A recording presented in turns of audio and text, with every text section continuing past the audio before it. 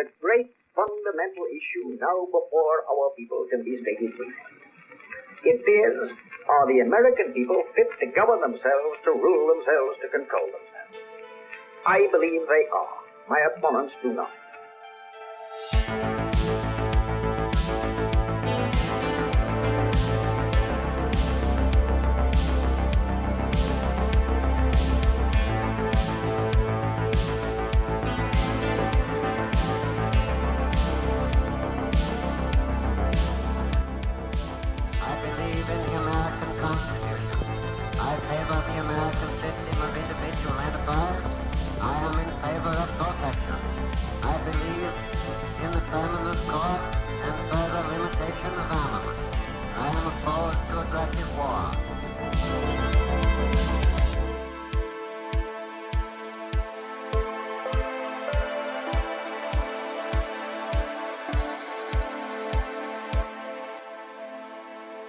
In the councils of government, we must guard against the acquisition of unwarranted influence, whether sought or unsought, by the military-industrial complex. We must never let the weight of this combination endanger our liberties or democratic processes.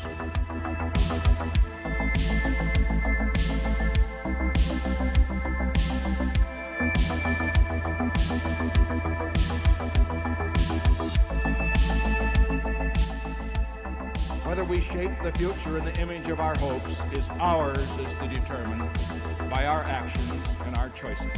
If we succeed, generations to come will say of us now living that we mastered our moment.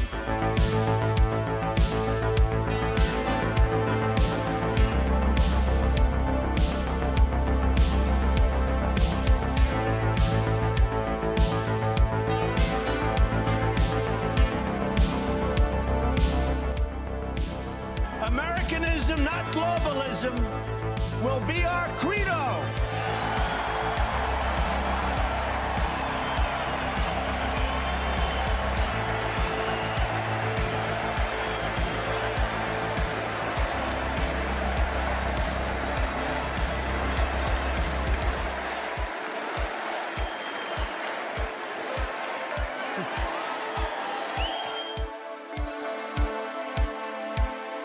They're afraid of us, but they can't silence us. This is The Right Take. Hello, everybody. How is it going? Welcome. This is, of course, episode number 86 here of The Right Take. I'm your co-host, Eric Lindrum, here with my co-host, Jacob Grandstaff. Sorry, apologies firsthand for the delay in this particular episode, guys. This time around, it was medical difficulties rather than technical difficulties, wholly on my part. I possibly could have done the show Monday, or Sunday or Monday, but realistically, I would have just done the whole episode sounding a lot like Martin Sheen in Apocalypse Now.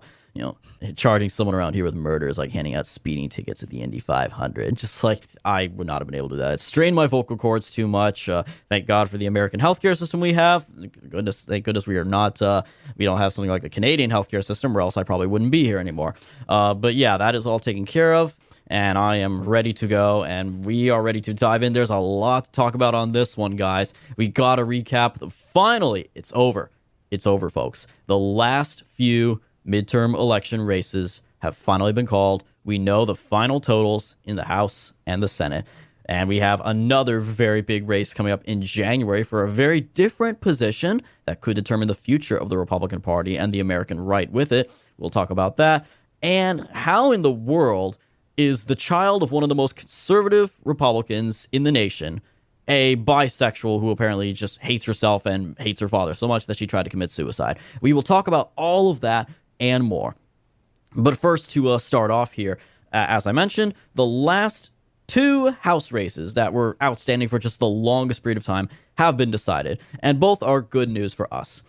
California's 13th district, Republican John Duarte narrowly defeated Democrat Adam Gray. This was one of the two new seats created as a result of redistricting in California, which again lost, I believe, 2 seats in the census. This was a huge upset, actually, because the seat, brand new seat, was D+4. And Gray has been the longtime assemblyman from the same general area for a decade. Since 2012, Duarte, on the other hand, is a pistachio farmer who has never run for office before. So this was a huge win. Not only does this mean that Republicans held every single contested House seat in California, but they also picked up both of the new seats, along with District 3 won by Kevin Kiley. So against all odds, despite the year overall being very bad for Republicans, you can add California to the list of the small handful of surprising highlights for the Republicans, along with Nevada, New York, Florida, and Wisconsin, which we did not see coming. You would think in a year as bad as this one, the last place Republicans would have had victories was California, but we stand corrected on that one. The Golden State came through in just a handful of districts that we needed. And a few states over, we have Colorado. Lauren Boebert, last time we talked about this, she appeared to be on the verge of losing a historic upset in her new district, which is R+7, but ultimately they had to have a recount due to the margin being so close. The official recount confirmed her victory by a margin of 546 votes. So with those final results, we have the final tally is a net gain of R+11 in the House for a final majority of 223 seats, which is 5 seats over the minimum threshold of 218, which should make that speaker's race very interesting, of course. That's not the race we're going to talk about in a little bit here, but you consider now that McCarthy can't lose any more than 5 Republican votes. And with Andy Biggs now challenging him in the the general election, the floor vote, and certainly we know already at least 30 Republicans voted for him in the closed-door session. It'll be very interesting to see what happens there. It looks very likely that for the first time in modern history that we will see a speaker election go to multiple ballots. That's how it's done if no one gets a majority of votes cast on the first ballot. It's kind of like how they used to do it at presidential conventions back in the day when the party delegates chose the candidates rather than the primaries, and they would just vote on the multiple ballots again and again and again until you do a lot of horse trading, basically, until someone finally got a majority. Jacob, you wanted to go ahead and summarize for us the results and the implications of the final Senate election. Yeah, Georgia went about how we expected. Warnock did pull it off. Now, it seems like they're having elections over and over again in Georgia. That's constantly the focus. Warnock just won his election in 2020, and then that, of course, went to a runoff. The reason why these are so prominent is because of the spending involved. Georgia is now the closest state in the country. There's no other state that even comes close to being as much of a battleground as Georgia. Each election usually goes to a runoff, with the exception of the governor's race, in which Kemp just blew Stacey Abrams away just because she's so unpopular. Mm-hmm. But with Warnock and his opponents, usually it comes down to about 0.5, 0.8%. This Senate race cost over $400 million. Now, for reference, that is 1/6 of what the 2012 presidential race cost. It was the most expensive race of 2022. I believe it was the most expensive race. There's never been a Senate race that was that expensive.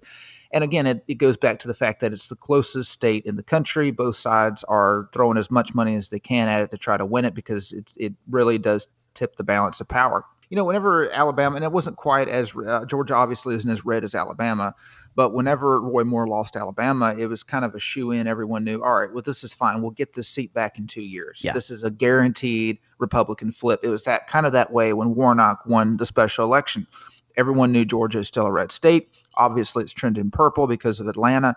But people kind of had in the back of their minds, all right, we've still got an R+1 in 2022 in Georgia. Warnock has no chance of winning. That was a fluke. He won because Republicans stayed home because they expected there to be voter fraud again. Well, and Kemp also because the fact that Kelly Loeffler was just the worst possible candidate imaginable.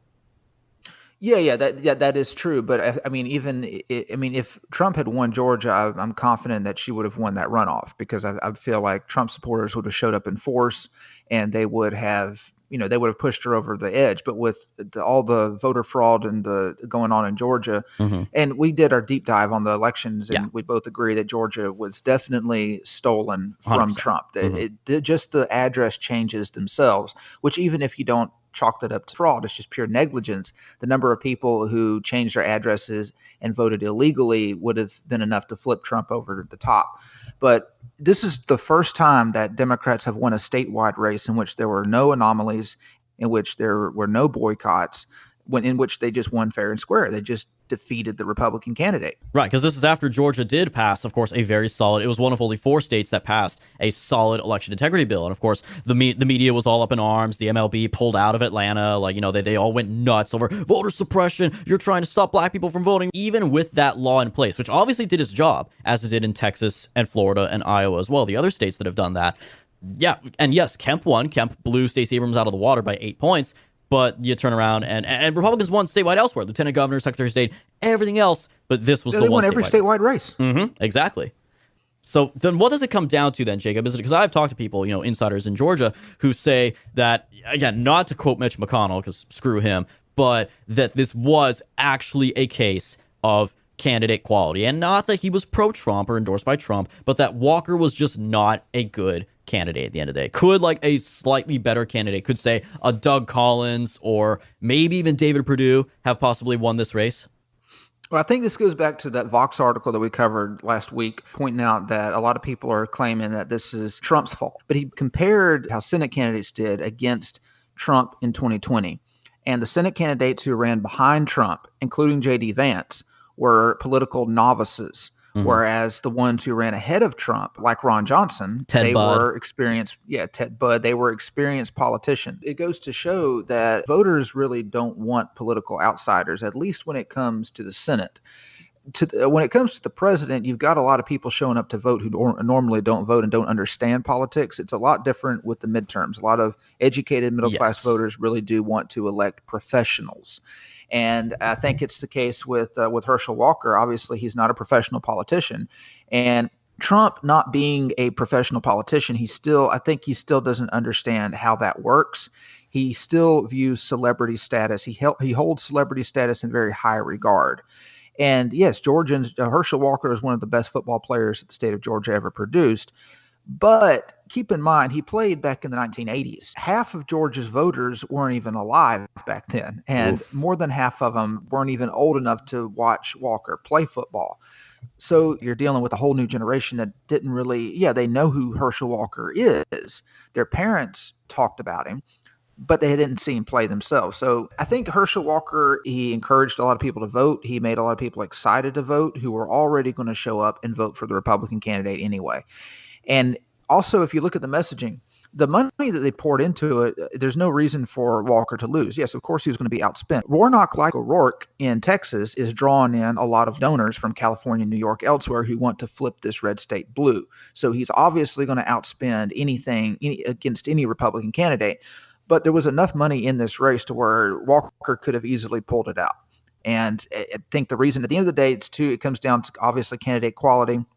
And we talked a little bit about that. Everyone knows the story. I mean, Walker's got kids from multiple women that he didn't even acknowledge until the campaign.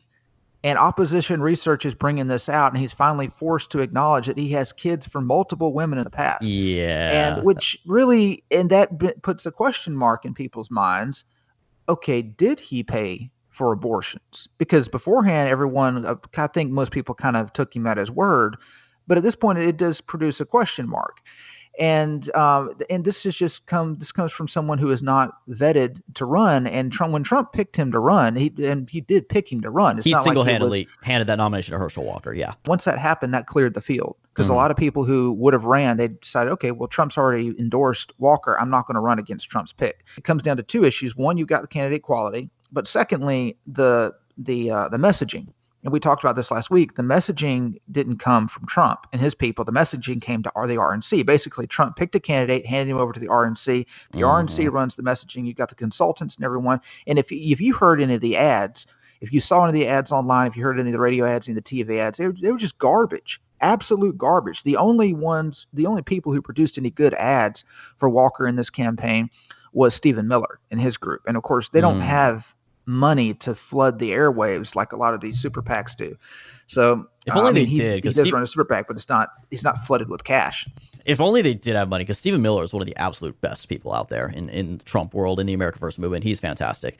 But yeah, I do like just, again, always looking ahead to the future. It is interesting to note, though, that since it is clearly an issue of candidate quality and Republicans can absolutely still win in Georgia, the next Senate election in Georgia is in 2026 when John Ossoff is up for re-election. That little weasel who really had no business beating David Perdue, but he's up in 2026, and that is the same year that Brian Kemp, of course, is term limited out of office now. So again, he's not the ideal Republican, but if, say, Brian Kemp were to run for the Senate against Jon Ossoff, I imagine, just based off this result, that he would win pretty easily against Jon Ossoff. What say you, Jacob? No, I definitely agree. Normally, that's the path to the Senate. Someone they serve in the state legislature, then they serve as governor, then they become a senator. So I think that would probably be. I mean, Kemp would easily beat Ossoff. That wouldn't even be a contest because Kemp cleaned up around the suburbs. I mean, you had a lot of voters who split their ballot. They voted Kemp and then voted for Warnock.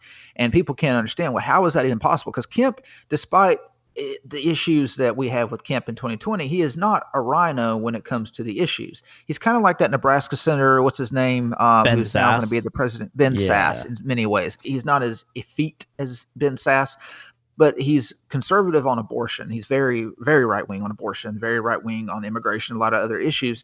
So people wondered, how is it that voters voted for someone who's so far right and then voted for someone who's so far left?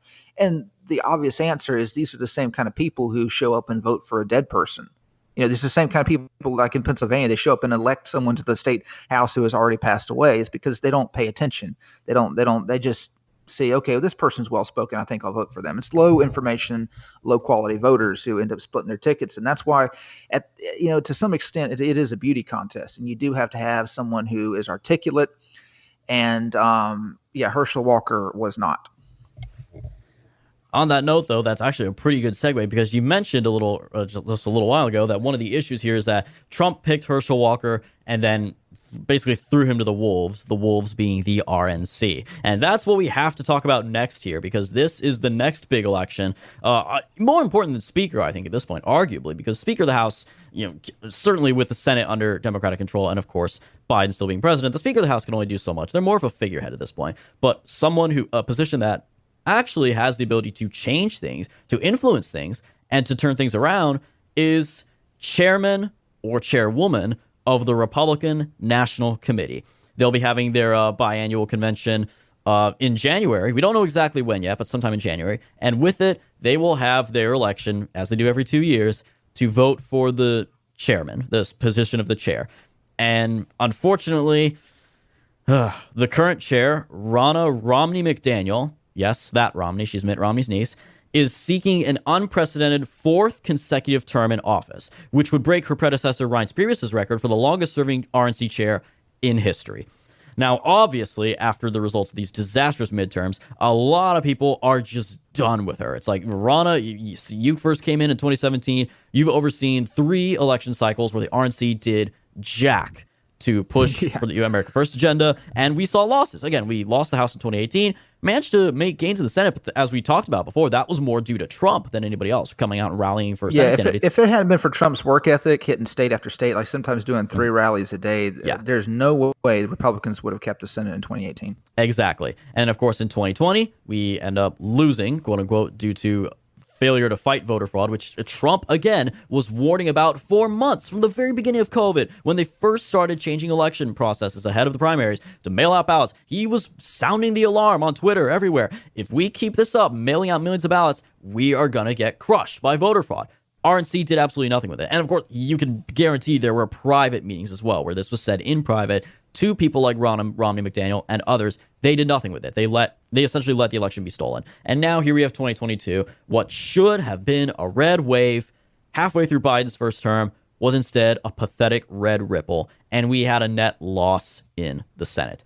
And that squarely is to be laid at the feet of Ronna Romney McDaniel, not Trump, not pro-Trump candidates, not, Peter Thiel. If there's one other person who could be blamed for it, it should be Mitch McConnell. We've talked about this before, but realistically, it is her fault. She should go. She has to go. She has always been terrible. She got that position by virtue of her last name and nothing else. And it's time for someone new who can actually turn things around and understands what needs to be done. So she is facing 2 challengers.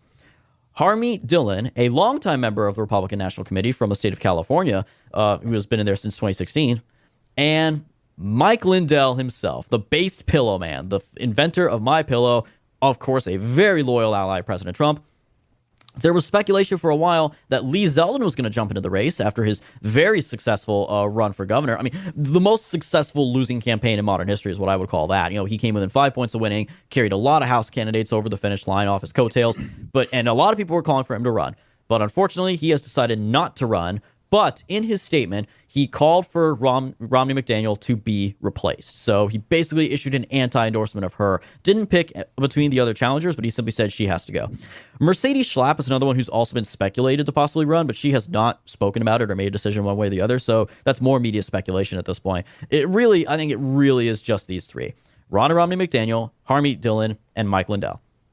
For context, real quick, of how the election is to be held, it will be a vote among the 168 committee members of the RNC, which is 3 from each state, the 5 territories, and Washington, D.C., who are chosen by each state/territories party.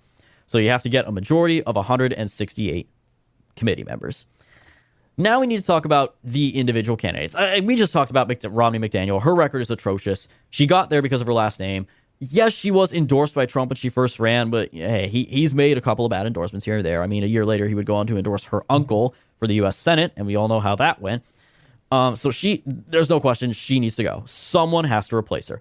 I personally think Zeldin would have been the best candidate in terms of quality and vision, but unfortunately, and this applies to Lindell and also Schlapp if she were to run, he is an outsider to the RNC, and he would not have stood a chance. What do I mean by that? I'll come back to that in just a bit. If this had been a popular vote, a primary, something open to the voters, Zeldin would have blown it out of the water. He would have been the easy favorite. This was a straw poll or something. He would have totally won.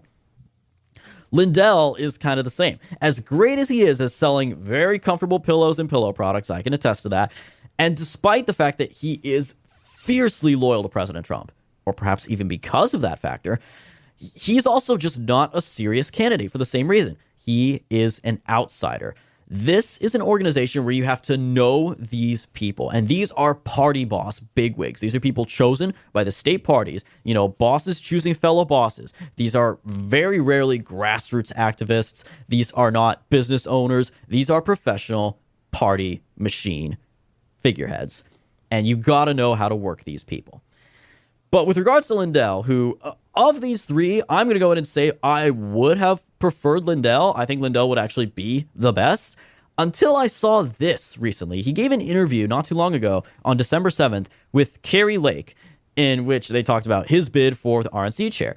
And in his answer to her final question, he proved that he, at the end of the day, fundamentally does not understand what needs to be done to turn this around at the RNC. And I'm going to play that clip for you here. This is a short, minute-long clip. Let me ask you a question. I do know you, and you are one of the most genuine, honest, kind people. People absolutely love you.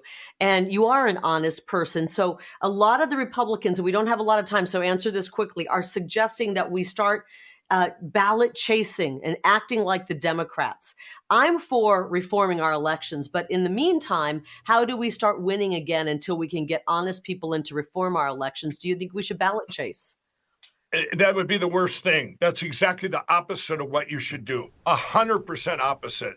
Your race in the primaries prove it. We need same-day voting, paper ballots, hand counted. It's been proven in every other country that has them. And if they start doing that, then they're falling right into the trap of the uniparty. That's the uniparty trap. Anyone that says that, it's horrific if they would say something like that. So I'm sorry. Again, Mike, love your pillow products. You're dead wrong on that one, buddy. The fact of the matter, the fact of the matter is that he is chasing a blissful, idealistic time when our elections were actually fair. This isn't the 90s anymore. This isn't even the 2000s, as bad as Florida was that year. We now have a handful of states where ballot harvesting, as disgusting as it is legal now. Ballot drop boxes are legal now. Private funding of elections is legal now in states like Michigan and Pennsylvania and others. RNC chair can do a lot of things. They can't change the laws in individual states. So when it comes to these states, you have to play by the rules they have now changed, or else you will continue to lose. You will lose Michigan by 10 points, like we did in the governor's race there, and we will continue to lose Pennsylvania even when they run dead people and brain dead people. So that to me, just right there, just disqualifies Lindell just on the fact that of the most important issue facing the RNC ahead of 2024, he is just taking the complete opposite stance. He's very good at calling out McDaniel's failures. He did that earlier in the same interview, and we'll have a link in the description below. But he just is not prepared to do what really needs to be done. So I don't think he's the best candidate after hearing that alone. And let's be honest, when I say best candidate at this point for this particular race, I mean least awful candidate. That, of course, is what brings me to Harmeet Dhillon. This woman, I think, does have the best chance at beating Romney McDaniel at her own game. As I said, she's been with the RNC since 2016, even longer than Romney McDaniel has been chair. She became chair in 2017, after Reince Priebus left to become Trump's first chief of staff. She undoubtedly knows most of the committee members already. She's from California, certainly, knows a lot of, big power players and fundraisers there. She knows how to play inside baseball, which is especially important here in the most inside baseball organization you could possibly imagine. However, this is where my past as an ex-Californian, an expatriate from California, comes into play here. I am very familiar with this woman's record.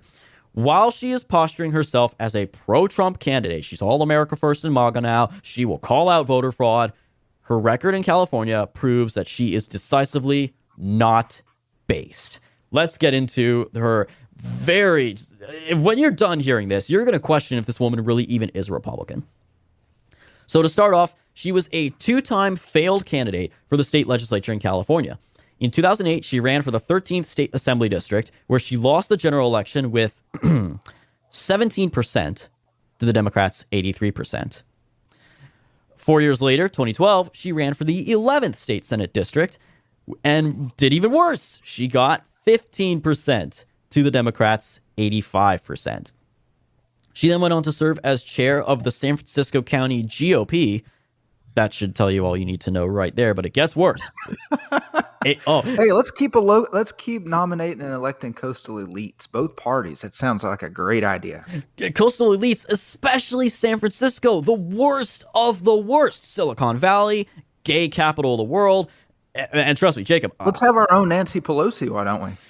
We might as well here at this point. Get ready for this, though. While she was with the San Francisco GOP, Harmeet Dhillon made several financial contributions to the earliest district attorney campaigns of a woman by the name of Kamala Harris. And she then went on to join the state board of the California GOP in 2013. It gets better. We're backtracking a little bit in the timeline here. In the aftermath of 9/11, she became a board member for the Northern California chapter of the ACLU, the American Civil Liberties Union. So with the ACLU, again, this was after 9/11, she served for 3 years with a focus on discrimination against Sikhs and other South Asians. Because allegedly there was this, epidemic, I heard about this in California, of Sikhs, who generally are bearded men wearing turbans, being mistaken for Muslims in the aftermath of 9/11 and people being afraid of them, people harassing them, which, whatever. In the aftermath of 9/11, I think it's kind of fair for Americans to be afraid when they get on a plane and see someone with a turban. Right? I had that fear when I was, a kid in the aftermath of 9/11. Again, I remember that day faintly. It was understandable. So, yeah, the mistaken identity sucks because obviously Sikhs are not Muslims, but this just sounds like and when you consider especially she herself, Harmeet Dhillon, she is an Indian immigrant. So, of course, she's going to go to She is. I didn't even know that. Yep. I never heard of her before she ran, but I had no idea. I guess the name Harmeet should give it away, but I had no idea because she doesn't. I think I saw a picture of her. She doesn't look Indian. Exactly. Yeah, she was born in India, and her family moved to the United States when she was a child. So yeah, of course she's going to go to the ACLU and represent her people, as it were, which is what she's doing. That is what she's doing. And now just as one final point, this goes way back in time to the ancient year of 2014, back when I was still in college. I feel so old. I remember when this happened in real time in 2014. This was the first time I'd ever heard of Harmeet Dhillon in my life, back when she was still just with the California GOP.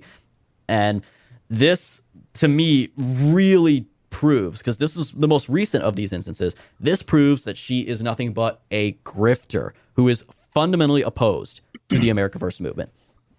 In 2014, while still serving as vice chair of the California GOP, she released a statement viciously attacking one of the two main candidates for the gubernatorial nomination that year, a guy named Assemblyman Tim Donnelly, who was a well-known fixture in conservative politics in California at the time. His top issue was immigration, securing the southern border, throwing illegals out, no amnesty. And this is a year before President Trump came down the escalator as then candidate Trump, right? So this guy, again, being from California, it makes sense that he would be aware ahead of the rest of the party, immigration is an issue. What was the reason for this attack? Donnelly had at the time issued a campaign attack against his rival, his one other rival for the Republican nomination, a guy named Neo Kashkari, a former Bush administration official and carpetbagger. This, again, I've mentioned California has problems with carpetbaggers running for governor. Kashkari was born in Ohio. He went to school in Pennsylvania and Illinois. He had only been in California to work for Goldman Sachs prior to joining the Bush administration. He joined the Treasury Department, where a position was actually created just for him to hold at the Treasury Department in the aftermath of the financial crash of 2008. He was appointed the Assistant Secretary of the Treasury for Financial Stability, where, among other things, he oversaw the Troubled Asset Relief Program, TARP, that played a key role in the giant Wall Street bailout. That was the Bush administration's first response to the crisis. So in 2008, Neo Kashkari gave a speech at a conference called Islamic Finance 101. Donnelly cited this as proof that Kashkari was attempting to bring Sharia law into American economics. Now, a bit of a stretch on Donnelly's part, probably, but you know what? I'm going to side with Donnelly. As I did back then, I still do now. I side with Donnelly on this one. How anyone, especially a Bush administration official, a federal official, could think in the same decade as 9/11, 7 years later, you're still serving under the same president who was president when the Twin Towers came down. You speak at a conference called Islamic Finance 101. Are you nuts? Like, that was a terrible thing for Kashkari to do. It made him look completely tone deaf, and I think Donnelly was right to call him out. And a bit of fear-mongering, but understandably so. I would think it was just Kashkari. No, I don't think he was an insidious, Islamic agent. He was just stupid and tone deaf, and Donnelly was right to criticize him. But of course, the California GOP could not have that, folks. After that campaign attack from Donnelly dropped, within an instant, simultaneously in a clearly coordinated hit job, multiple California GOP establishment figureheads all released statements and ads attacking Donnelly. And among them was Harmeet K. Dhillon, who in her statement described Donnelly's remarks as an attempt to, quote, trade on bigotry, racism, hatred of the other, and hysteria, end quote. I'm sorry, but when your country is attacked, you have not only justification, but you have a duty to be distrustful of the other. And again, this concept, this terminology, the other, this just pure leftist academic talk. Whenever you hear so-called conservatives using terminology that comes out of academia, you should immediately be distrustful of that person, because normal people don't use that terminology. Exactly. And it really is. It's nothing more than, when you look at this thing too, again, bigotry, racism, hatred of the other, and hysteria, those are all just synonyms. You basically said the same word 4 different times. Mm-hmm. So it's repetitive. Which is more academic speak. Exactly. It's sophistry. It's, wordsmithing, adding more words to reach the minimum word count on your assignment before you turn it in. And that's what she did here. And again, throw in the kitchen sink, why don't you, lady? This sounds like what a leftist would say. Bigot, racist, sexist, blah, blah, blah, blah, blah, blah, blah. And it was at this point, of course, after the attack by Dhillon and everyone else, that the California GOP elite started flooding the primary with donor money, big donor money from other moderate squish donors to boost Kashkari's campaign. Kashkari himself also is a multimillionaire, of course, former Goldman Sachs banker, who poured a lot of his own money into the campaign, in addition to all the California GOP money coming in. Even though they never officially endorsed either one, by their money, they basically endorsed him. Donnelly was hopelessly outspent. They flooded the zone. He never had a chance at catching up in the money game. And ultimately, despite the fact that Donnelly had a consistent polling lead from the entire primary, he was popular with the base. He led Kashkari. He had better name recognition. He was an office holder with an electoral record. Kashkari managed to ultimately win the nomination by a narrow margin of about 4 points. And of course, he then went on to get crushed by Jerry Brown by a 60-40 margin in the general election. And let me be clear, Donnelly would not have won. I'm not pretending like Donnelly would have made California great again. But at the very least, Californians that year, Republicans in California, would have had the chance to be represented by an actual conservative, someone who has a record of winning office before, and someone who is a resident of California. As it were, this would end up being the second of 3 consecutive instances where the California GOP would actively work to sabotage a conservative office holder from California, a California resident, by parachuting in an out-of-state, moderate multimillionaire to buy up the nomination. This is what happened with Meg Whitman versus Steve Poizner in the 2010 governor's race, happened here with Kashkari versus Donnelly, and it would happen again in the 2018 gubernatorial primary with John Cox versus Travis Allen. And that streak was finally broken by Larry Elder in 2021 in the recall. But this is just a sample of who Harmeet Dhillon really was and really still is. Once Trump comes into office, suddenly, oh, I'm MAGA, I'm America First, I support Trump. No, you absolutely do not. If you did, you would have supported Donnelly. You would not have, you would have said nothing at the very least. You would have kept your mouth shut and stayed out of that primary. But no, on behalf of your state party, of which you were vice chair, you attacked the America First candidate, the actual conservative, to support a Goldman Sachs banker and former Bush admin official who bailed out his buddies on Wall Street and speaks at conferences called Islamic Finance 101 7 years after 9/11 happened. We can't trust this woman. That being said, though, I'm going to say it, Jacob. I hate this. This is the biggest poison pill I've had to swallow in a long time. Short of a literal member of the Lincoln Project, I'll take anybody who's not Ronna Romney McDaniel, because she has a proven record of failure, and she has to go, plain and simple. So you put a gun to my head and tell me to choose between Ronna Romney McDaniel and Harmeet Dhillon. I'll say fine, give it to Harmeet, I guess. Just get somebody else in there. And if she screws it up too, then get rid of her next time around. And maybe she will screw it up, maybe she won't. Maybe, if nothing else, people have said, even if she's not really MAGA, she's a lawyer. That's one thing to know about her. She's a lawyer. And she knows a thing or two about ballot harvesting. Because again, we talked about this in California. The California Republicans did ultimately take up ballot harvesting to win back a handful of seats in 2020. They lost in 2018. And clearly they did it again here to, as we said, hold every single seat and flip or pick up 2 new seats. Because in California, they understand it now. So if Harmeet Dhillon can translate that strategy to the national RNC, I would say that that's a good thing. I still do not like her personally and do not trust her ideologically. But if logistically she can get done what needs to get done, I'll take that over Romney McDaniel. What say you, Jacob? You know who she reminds me of? One of her fellow Indians. Uh-oh. A certain former governor of South Carolina. Oh, South Carolina? Wait, I was thinking Louisiana. Bobby Jindal? No. Bobby Jindal is actually pretty based. I'm talking about a certain lady who was the governor of South Carolina. I know who you're talking about.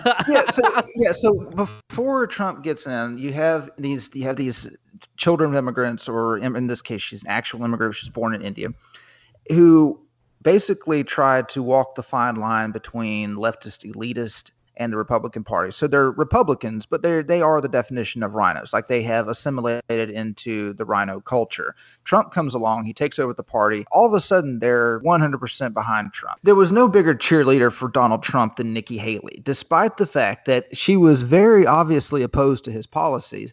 And she would she would send dog whistles to the media to let them know that she was not on Team Trump. It wasn't just, and that's why she was so popular with the Never Trumpers. Like, the Never Trumpers, they don't dislike Nikki Haley. Every now and then she would come out and support something that Trump did, and they're like, "Oh, you're disappointing us." I mean, it just shows you they're just waiting. They're just biding their time, waiting for the Trumpers to get out of the way so they can go back to dominating the Republican Party. Back to neoconservatism, the way they always wanted it to be. And another thing with Nikki Haley too, not even just the policies. Forget the policies, man. The one thing I remember first and foremost, and while I never will trust her, I never would vote for her. I would vote almost for certain Democrats over her. Was that, remember I think it was Charleston, the church, the black church that was shot up by that white kid in South Carolina? The day after it happened, Nikki Haley, this is during the campaign, by the way, this is as Trump is the front runner, this is late 2015, she blamed Trump by name for that shooting. She directly connected him and his rhetoric, they love using that word, for the shooting. And then 1 year later, on the anniversary of the shooting, at that point by which Trump had received the nomination at the Republican National Convention, she did it again. 1 year later, she blamed him for the shooting, an actual white supremacist act of violence. There are very few, because most of them that the media calls white supremacists, they're not really neo-Nazi violence, but this actually was. She blamed him twice, the day after and a year later. I would pick Ronna McDaniel in a heartbeat over Harmeet Dhillon if it came down to between the two of them. I would rather go with the devil I know rather than the devil I don't know. At least because Ronna McDaniel, the main criticism with her is she's just she provides poor leadership. Not even poor leadership, not non-existent leadership. The RNC. Well, you can even say non-existent leadership, but the difference between Ronna McDaniel and Harmeet Dhillon is Ronna McDaniel is not trying to actively sabotage nationalist candidates. I feel like she's just incompetent. I feel like Harmeet Dhillon would get in there and purposely try to sabotage nationalist candidates and direct funding toward candidates who are going to push the Republican Party back in a George Bush direction. And for that reason, I mean, funding is key. We saw that in this last election. If you don't have the money, you can't win. It doesn't matter what your messaging is. So I feel like Ronna McDaniel would be superior to Harmeet Dhillon going forward, and then hopefully we can find a better candidate next time. I mean, even with, and this is the issue we face when you're looking at a conservative takeover of the Republican Party. You're either going to go with coastal elites who know their stuff, who understand how the system works, or you're going to go with Midwestern or Southern rubes who, like Mr. Pillowman, who don't really understand how anything works, who are still living in the 1980s, but their heart is in the right place. So you have to go with, heart's in the right place and ignorance, or knowledge, but someone who actively distrusts flyover country. And it's kind of a catch-22. And there's never going to be any good choices. But I would rather go with someone who is ignorant, who is from the Midwest, who is a Christian, rather than a Sikh. And she is by the way, she is an actively practicing Sikh. She gave a Sikh prayer at the 2016 Republican National Convention. A Sikh prayer. So, I mean, you're going to run. You have freedom of religion in America. You can be whatever you want, but if you're going to be the head of a party that is like 90% Christian, 90% white, and you were born in a foreign country and you're a practicing Sikh and you supported the ACLU, I'm sorry, I don't trust you to lead the Republican Party. You can lead a local Republican Party, like a county party, but not the RNC. I hear what you're saying. And again, this is the pragmatist in me that, again, Harmeet has certainly been calling out ballot harvesting and suggesting that as RNC chair, she would push the RNC in a direction of, okay, ballot harvesting, where it's legal, we need to embrace it. Again, that's what they did in California. I am prepared because I just want to win, man. If the RNC had ballot harvested in 2020, Trump would still be president right now, and things would be a lot better for America and for the world right now. So I am prepared, if for nothing else, to take, because when it comes to choosing candidates, Trump is still very much the kingmaker. If, say, Harmeet Dhillon endorses one person, Trump endorses someone else, the Trump endorsed candidate is going to win like 98% of the time. So I am still prepared to take Harmeet Dhillon over Romney McDaniel, because if we get Romney McDaniel again, I'll say this prediction right now, because she still could win. If Romney McDaniel gets reelected, we're going to lose 2024. No matter who it is, whether it's Trump or DeSantis, we're going to lose because the RNC is still not going to get with the program on ballot harvesting. Romney McDaniel is going to believe she's been rewarded with a second term. She, like McCarthy, like McConnell, she will come away from this genuinely thinking this was not a failure because she got reelected and nothing will change. And we lose in 2024 to a 90-year-old Joe Biden or Kamala Harris or maybe Gavin Newsom, whoever it is. And we can't afford that. We got to have one last shot in 2024 with Trump or whoever it is. It's gonna be Trump. Let's be honest. Trump versus whoever it is. And I'd rather have someone who's prepared to ballot harvest on behalf of Trump. Because think of this too: if the RNC doesn't do any ballot harvesting at all in 24, where's the burden for that going to fall then? On the Trump campaign, where it shouldn't be. The Trump campaign should be about promoting Trump, doing rallies, endorsing other candidates, joint events, fundraising, and whatnot with other candidates.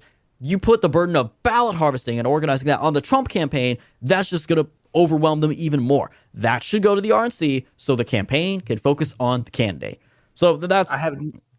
Go ahead. I have no doubt that Harmeet Dhillon will do a fantastic job ballot harvesting in the Republican primaries to make sure that every single MAGA nationalist candidate is defeated and never makes it to the general election. She will do a phenomenal job ballot harvesting in those Republican primaries. Well, we'll have to wait and see. And again, I genuinely don't know who's going to win. Again, Harmeet has the best chance at beating Romney McDaniel, but Romney McDaniel could still totally win. So we'll have to wait and see what happens there. For our main topic today, it's going to be it's going to be an issue that's a little bit sensitive. Some people may not be necessarily comfortable with us diving into and discussing, but hey, this is the way it goes. We are the Right Take podcast, and we have an obligation to bring the right take on issues that involve politicians, that involve policy, and some issues that even involve the examples that politicians set with their own families. Now, one of the reasons why a lot of conservatives were drawn to Donald Trump, despite his rhetoric, despite his language, despite his divorces, despite his alleged affairs, despite everything that was negative about Donald Trump in 2016, and people knew about him from the past. Despite all of that, the reason why a lot of Christians, a lot of conservatives were so gung-ho about Donald Trump is because they looked at his family and they saw that all of his kids were successful. They saw that all of his kids supported their father. They saw that all of his kids were there and 100% behind their father. And not only that, but they were all conservative. Like, you didn't have, this is the thing, like, you didn't have an issue with like Jimmy Carter's brother constantly in and out of jail. You didn't have an issue with Dick Cheney's daughter being a lesbian. Like, none of this was an issue with Donald Trump. You didn't have, Sarah Palin's teenage daughter getting pregnant. You didn't have, even more recently, you didn't have Herschel Walker's gay leftist son attacking his dad like every other day in TikTok videos. Right. And even before that, like his gay son was trying to make himself into some kind of conservative icon on social media. It's like, dude, first of all, you're gay. Secondly, you're flamboyant. Just shut up. Like, we don't want this isn't conservatism. This is not any kind of conservatism that anybody recognizes. But this wasn't the case with Donald Trump. Like, all of his kids were articulate. They were very well dressed, very sharp, very knowledgeable about political issues and business. And so it showed that Trump had taken care of what was most important, and that was raising his kids. Yes. Not only raising his kids to be financially successful, because lots of businessmen do that. If you're rich, you can give your kid a loan for $1 million and hope that they do something with it. Mm-hmm. But not only that, Trump had instilled ethics. He instilled morality. He instilled values in his kids. And they had taken his success and turned it into their own success. And so for that reason, his kids and his family was not a problem. And so people saw that and they're like, okay, if we're going to elect a conservative to the White House, we don't want a conservative who's going to have kids who are in and out of jail. Like Rand Paul's son gets arrested for a DUI. Look, I understand people make mistakes, but if you're in politics, you can't afford that. You can't afford to have your kids make mistakes and become a problem. You can't afford for your wife to make mistakes and become a problem. Unless, of course, you really don't. Of course, you're Joe Biden. And then, of course, your son can get away with literally everything. But obviously not everyone has that privilege. Right, exactly. Yeah. But conservatives don't have that privilege. Conservatives can't afford that. And so this is the reason why the conservative families are held to a higher standard. You can be the most successful conservative politician out there. You can have taken cases before the Supreme Court. You can be very articulate and well-spoken. You can have multiple degrees from Ivy League schools that puts leftist elitists to shame. But if you can't manage your own family, and if you can't raise your kids and instill your kids with your own values, what does it matter? Like, you would have been better off just being a humble plumber or a carpenter and raising your kids with Christian values than arguing cases before the Supreme Court, becoming a senator, and then having egg on your face because you're abandoning your state to take your kids on a trip to Cancun. Mm-hmm. And obviously, we're talking about our favorite senator, Ted Cruz, the runner-up of the 2016 presidential election. Our favorite Canadian-American senator, folks. Our favorite Cuban-Canadian American senator, because of course, this is the thing with America and the so-called melting pot that we live in, the so-called nation of immigrants. Everybody has to carry the baggage of every ancestor's country that they came from. So Ted Cruz's daughter, who was about, I believe 1 year old when he first ran for the Senate, in January of this year, she was on TikTok, and it came out that she identifies as bisexual. And the reason why this came out is because she made a video saying that she doesn't agree with her family's politics. She doesn't agree with anything that any policy issue that her father believes in. And keep in mind, she's 13 years old, and she's making a video criticizing her father, who is a senator, who has provided her with a home in a neighborhood where the average home costs $1.2 million, one of the best neighborhoods in their city. I believe it's Houston. I may be wrong, but it doesn't matter. It's in a neighborhood, one of the richest neighborhoods in the entire state of Texas. And he's provided her with a very, the great life. He's one of the most popular senators, or at least one of the most well-known senators in the country. And she's making a video criticizing his politics. And in her bio, she identified as she/her and identified as bi. Of course, leftists took that and ran with it. Oh, well, Ted Cruz's daughter is bisexual and doesn't agree with him on anything in politics. People asked her in the comments, does your dad know? She said, no, he does not. I don't think he would be mad about it, though. People may say, okay, well, Ted Cruz is libertarian, so it doesn't really matter. It's true that Ted Cruz is one of the most libertarian members of Congress, but on homosexuality, he is rock solid conservative. He came out very vociferously against the decision that, what was the name of the decision in 2015 that legalized gay marriage? Remind me of the name of that again. It slips my mind. Obergefell v. Hodges. Obergefell. Yeah, so Obergefell, he was very critical of the Obergefell decision, as he should have been as a constitutional conservative. He has on multiple occasions made fun of transgenderism, made fun of homosexuality, and made fun of the feminization of our military. And so on the issue of homosexuality, he's very rock solid conservative. He's a Christian. So for his daughter to come out and criticize him for this and claim that she's bisexual shows that there's something wrong here. Maybe the reason why Ted Cruz was going to Cancun with his daughters instead of taking care of the people of his state is because he should have been going to Cancun with them all along instead of being a senator. Maybe if he had been taking more trips to Cancun and less trips to Washington, D.C., maybe if he had taken a job as a lawyer in Texas and just been focusing on his family, this wouldn't be happening.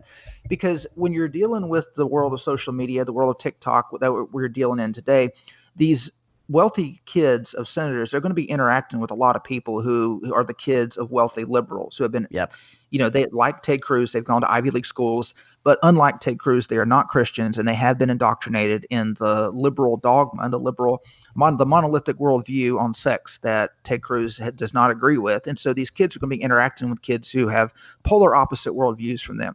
And of course, they're going to be teased, they're going to be made fun of because of who their dad is. And if they have not been inculcated with the values of their father, they're going to end up siding against their father. And they're going to view their father and their parents as being backwards, as being bigoted, as being hateful. And they don't understand me. Problems. Yeah, they don't understand me. And of course, as you mentioned before, many times when teenage girls and college women claim to be bisexual, it's a status issue. Yeah. They're trying to fit in with the crowd because, especially if they're white, it's not hip to be white. So you've got to try to find some kind of oppressed group to identify with. And so you're going to identify with some kind of sexual minority. Which brings us back to the issue of teenagers being groomed to come out as homosexual. Yes.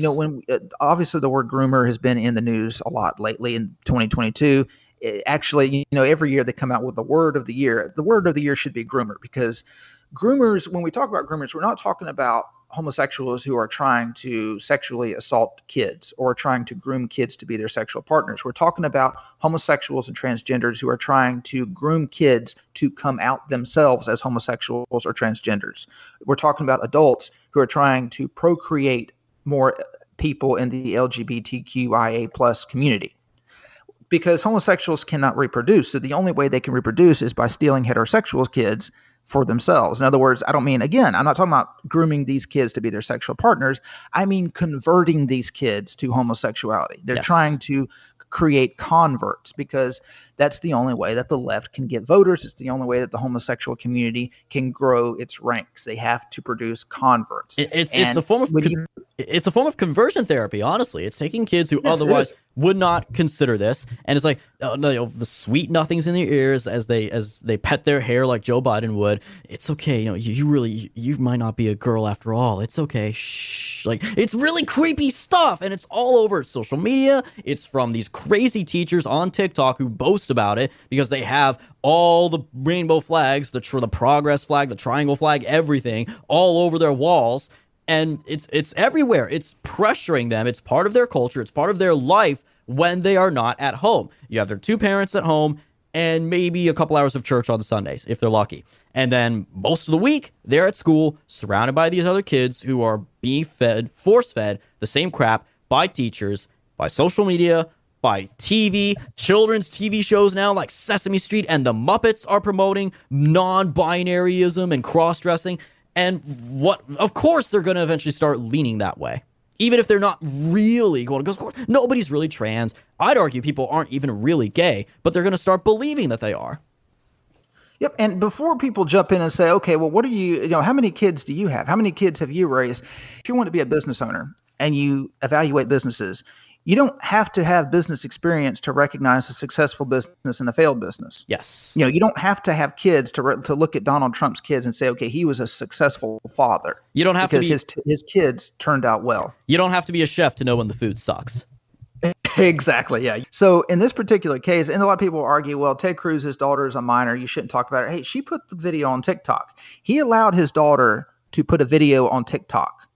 If he can't control his own household to the extent to where he can't control what his daughter's putting on TikTok and throwing criticism at him, I'm sorry, but his parenting skills are fair game at that point, because this is an egg on his face as a conservative senator. Because obviously people who are kind of on the fence, who don't think about social conservatism, don't think about this stuff, they're going to look at everything he says now and they're going to take it with a grain of salt. It's like, okay, well, you can't even convince your own daughter that this stuff is true. How do you expect to convince me that marriage should be between a man and a woman, or that the Supreme Court should not provide equality to gay couples when your own daughter is bisexual and is throwing shade at you? Now, go back to the issue of teenagers being groomed. Everyone knows about Sam Brinton. Sam Brinton is the non-binary member of the Biden Grand Larceny. administration. He was stealing women's luggage out of airports. Like back Louis in September. Vuitton suitcases. Yeah, like now we know where he got all those ridiculous gowns that he would cross-dress as when he goes to like red carpet events and stuff. When he's not dressing up in gimp outfits and role-playing as animals, by the way, which is stuff he's admitted publicly and posted pictures of publicly.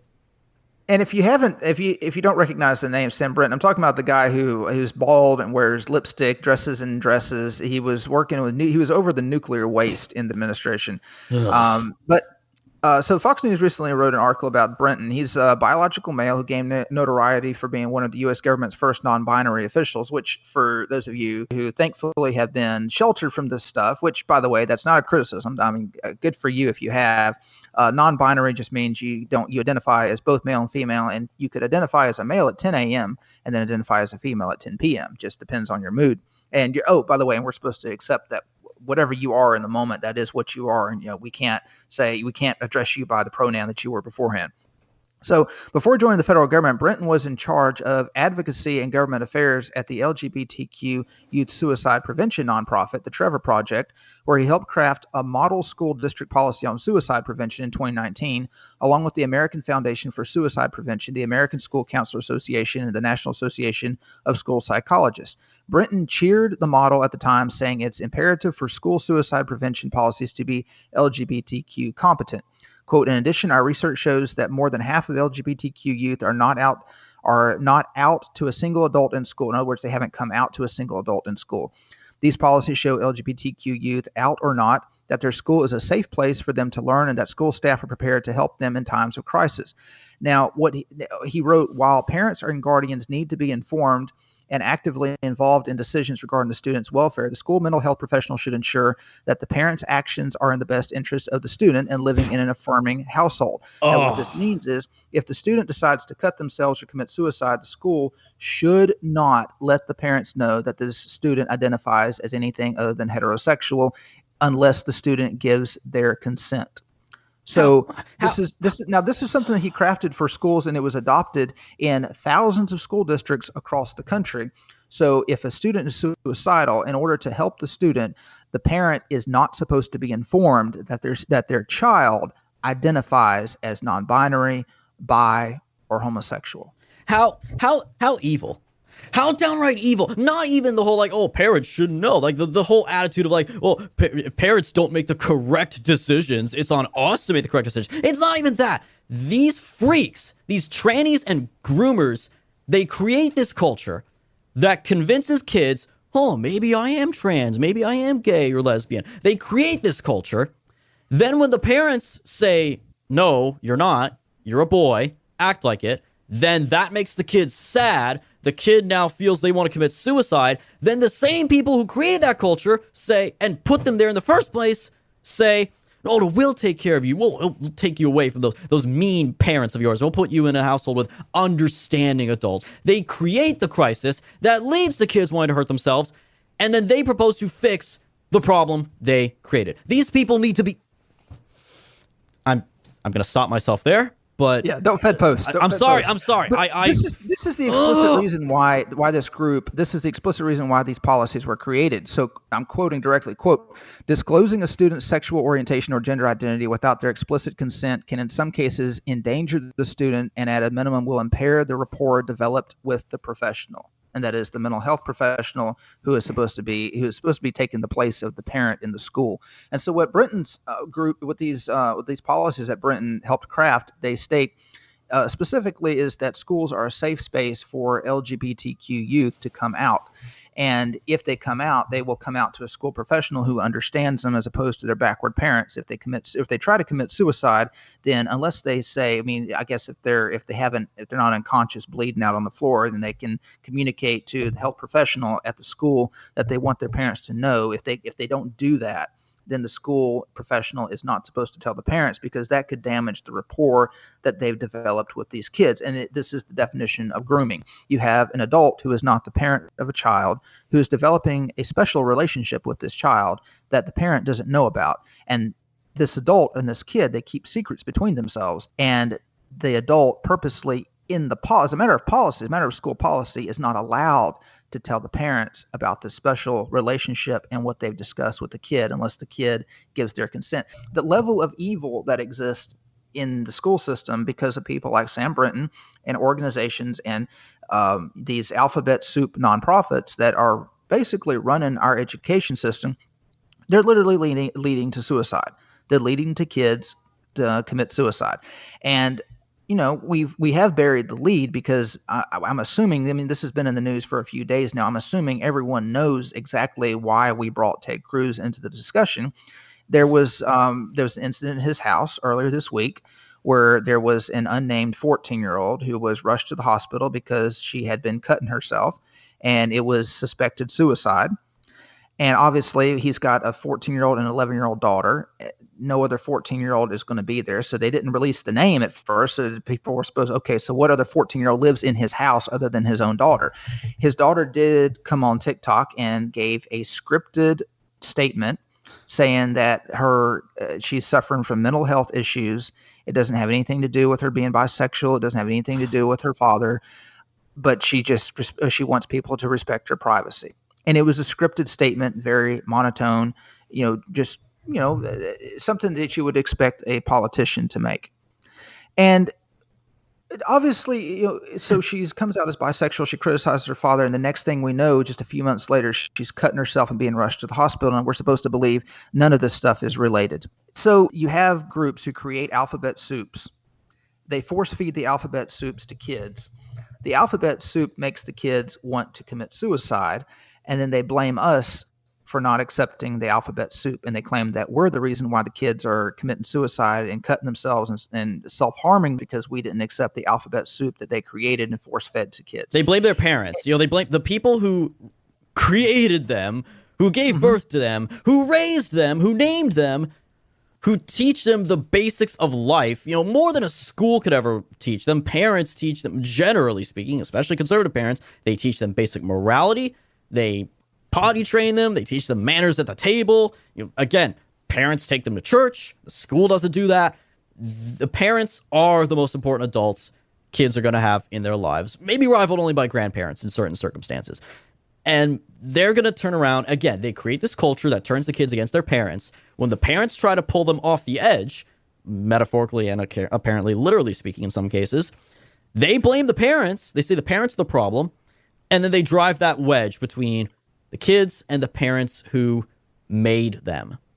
And it's the ultimate form of gaslighting, first and foremost. It's gaslighting. It's telling the parents they're the problem when the gays and trannies are the ones creating the problem.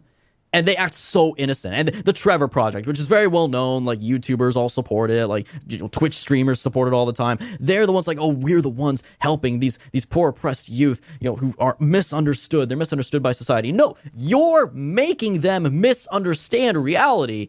And then when people try to bring them back to reality, you tell them reality is the problem. It works well as a bullying tactic.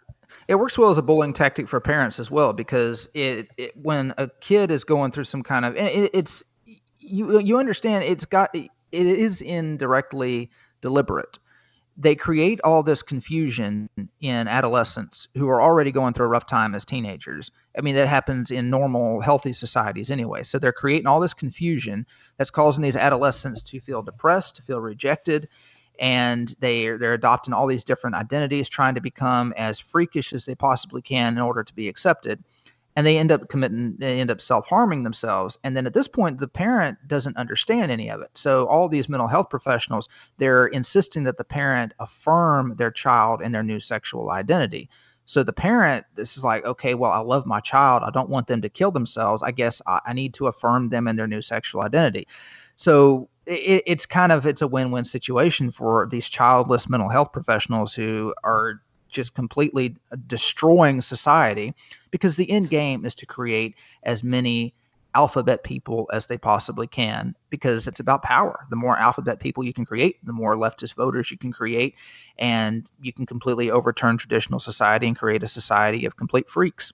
But yeah, it's a really sad situation. But hey, look, Senator Cruz, what was your daughter doing on TikTok at 13 years old? I mean, you want privacy. Why was she on TikTok? If you can't control your own family, how do you expect people to take you seriously as a social conservative? Yeah, and again, I understand the reluctance with criticizing someone's family life. And we don't know the full story, of course. We don't know every single detail.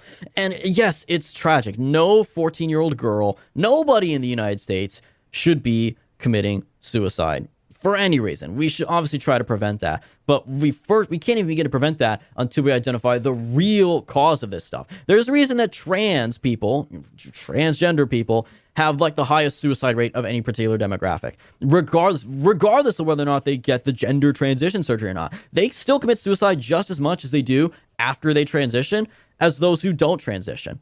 So clearly there's something wrong with them mentally, and the answer is not to indulge their delusions.